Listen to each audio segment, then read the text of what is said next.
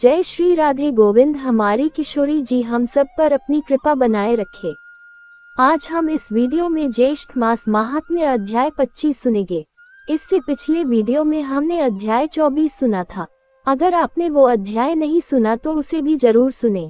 और आज हम इस अध्याय 23 में सत्यवान सावित्री कथा वर्णन सुनेंगे।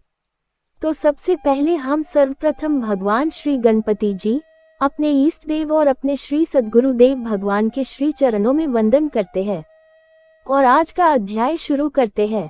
आप सब इस अध्याय को पूर्ण श्रद्धा भाव, भक्ति भाव और प्रेम से जरूर सुनिए।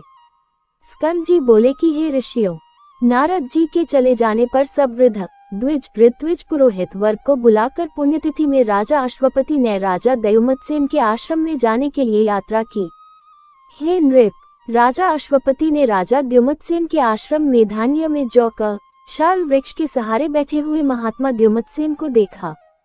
कुशा के आसन पर स्थित नेत्रहीन राजा को देखकर अश्वपति ने राजर्षि द्युमत्सेन का यथाविधि पूजन किया और नियमित वचनों से अपना मंतव्य निवेदन किया और कुशासन बैठने के लिए दिया। जो कुछ उनका विचार सत्यवान के विषय में था सब कुछ कह दिया और अपना अभिप्राय भी कह दिया।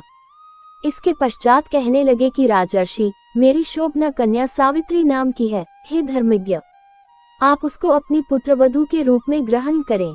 राजा द्युमत्सेन बोले कि हे राजन, हम लोग राज्य से च्युत है, वनवास का आश्रय लेकर तपस्वियों के धर्म जैसे जीवन व्यतीत कर रहे हैं। इस वनवास के आश्रम में रहने के योग्य आपकी कन्या इस शीत को किस प्रकार सहन कर सकेगी। राजा अश्वपति कहने लगे कि हे राजा सतम, इसने जानकर ही पतिव्रता है। आपके पुत्र के साथ इसका विवाह संबंध स्वर्ग के समान सुखदायी होगा, इसमें कोई संशय नहीं है। हे राजन, मैं आपके सुहृदय भाव के शरण में तैयार होकर आया हूँ, मेरी आशा को नष्ट न करें। आपका अयोग्य पुत्र भी मुझे अभिमत है और इसी तरह मेरी अयोग्य कन्या भी आपको अभिमत हो। आप मेरी कन्या को अपनी पुत्रवध बनाने के निमित्त आपका पुत्र उसको भार्या बनाने के निमित्त ग्रहण करें। राजा द्युमत्सेन बोले कि हे राजन, मेरा विचार पहले ही आपके साथ संबंध करने का था, परंतु इस समय मैं राज्यहीन हूँ, इसलिए मैंने अपना निश्चय आपसे कहा। इसके पश्चात दोनों राजाओं ने आश्रमवासी सभी द्विजों को एकत्रित करके विधिपूर्वक विवाह संस्कार कर दिया। राजा अश्वपति वर के योग्य कन्या का सामग्री सहित दान करके परम हर्ष के साथ अपने घर वापस आया। सत्यवान सर्वगुण संपन्ना उस भार्या को पाकर अति प्रसन्न हुआ तथा सावित्री भी इच्छित भर्ता को पाकर अत्यंत प्रसन्न हुई।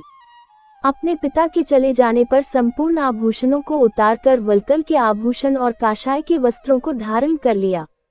सावित्री ने अपना सेवा गुण, नम्रता, शील और समस्त गृह कार्य में सेवा करके सबको प्रसन्न किया।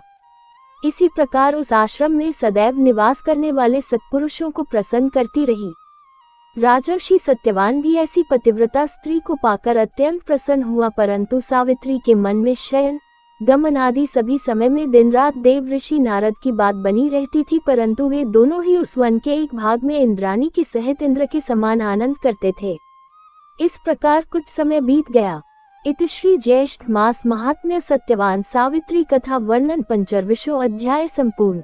इसके आगे का वृतांत हम अगले अध्याय में सुनेंगे। आप सब उस अध्याय को भी जरूर सुनिए। तो आज का वीडियो यहीं तक, फिर मिलेंगे अगले वीडियो में। तब तक के लिए आप सभी को प्रेम भरी राधे राधे।